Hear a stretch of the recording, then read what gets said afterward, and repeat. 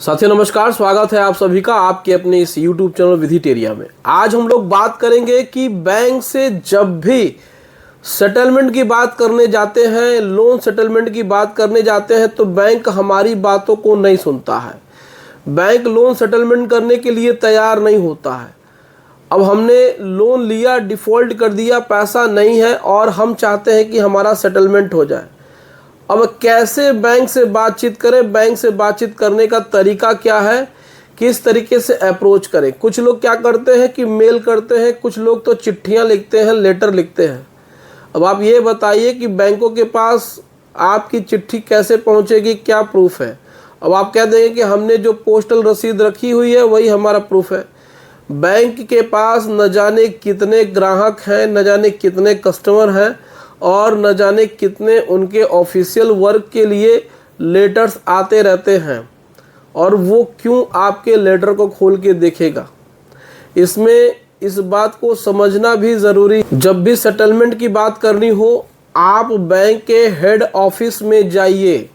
देखिए, हम बार बार आपसे कहते हैं कि हेड ऑफिस में क्यों जाना है, क्योंकि हेड ऑफिस में ही आपको सेटलमेंट करने के लिए आपको वहाँ से रिलीफ मिल सकता है। हेड ऑफिस ही डिसाइड करेगा कि लोन का सेटलमेंट होगा या नहीं होगा। ब्रांच वाले आपकी कोई मदद नहीं कर सकते हैं।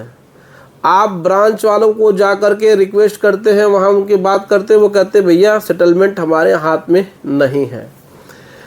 आपको हेड ऑफिस में जाना है। अगर हेड ऑफिस में नहीं जाते हैं तो आप ईमेल करिए। और ऐसा है कि एक बार आपने ईमेल कर दिया, उस ईमेल में आपने क्या लिखा ये किसी को जानकारी नहीं है, और आपने सोचा है कि अब बैंक की तरफ से कॉल आ जाएगा या बैंक की तरफ से ईमेल आ जाएगा, तो ऐसा बिल्कुल भी नहीं है। आपको मेहनत करनी पड़ेगी, आपको अपने लोन के लिए लगना पड़ेगा। देखिए, ये हम प्रैक्टिकल बातें बता रहे हैं। बैंक सबसे पहले तो सेटलमेंट के लिए आगे से आएगा नहीं। कभी कभी तो ये भी देखा जाता है कि कुछ लोग इस कंफ्यूजन में रहते हैं कि बैंक सेटलमेंट की बात करेगा। अरे बैंक सेटलमेंट की क्यों बात करेगा? सेटलमेंट की बात आप करेंगे, आप रिक्वेस्ट करेंगे बैंक से, तब जाकर के बैंक आपकी बात को मानेगा, नहीं तो बैंक आपकी बात को नहीं मानेगा। इस बात को समझ लीजिएगा। आपको जाना पड़ेगा, वहाँ रिक्वेस्ट करनी पड़ेगी, और एक बार नहीं, आपको अगर 10 बार भी जाना पड़ेगा तो आपको जाना है। अगर आपके 10 बार जाने से आपका 2-4 लाख रुपया कम होता है तो आपको जाना चाहिए। बहुत लोग कहते हैं कि सर हम 1 बार गए, हम 2 बार गए। आपको 1 बार, 2 बार, 3 बार जाने से काम नहीं होगा। अगर आपको सेटलमेंट करानी है और आपको छूट चाहिए तो आपको वहाँ जाना ही पड़ेगा, नहीं तो आपका सेटलमेंट नहीं होगा। तो सेटलमेंट हमेशा हेड ऑफिस से होता है। आपको आपके ब्रांच से कोई मदद नहीं मिलेगी। ब्रांच वाले ये कह सकते हैं कि आप एक लेटर लिख करके दे दीजिए, हम इसको हेड ऑफिस में फॉरवर्ड कर देंगे। तो आप डायरेक्ट हेड ऑफिस ही पहुंच जाइए और वहां जाकर के जो रीजनल मैनेजर बैठते हैं, जो रीजनल हेड बैठते हैं, उनसे बातचीत करके आप अपनी समस्या बता करके और वहां पर एक लेटर दे करके अपने लोन का सेटलमेंट करा सकते हैं। बाकी आप टाइम पास करेंगे, आपका लोन सेटल नहीं होगा, बिल्कुल भी नहीं होगा। इसमें किसी प्रकार से आपको आश्वासन नहीं दिया जा रहा है, प्रैक्टिकल बातें बताई जा रही है। कोई भी लोन से संबंधित कोई भी समस्या है तो वो सिर्फ और सिर्फ हेड ऑफिस से ही सॉल्व होती है, ब्रांच से सॉल्व नहीं होती है।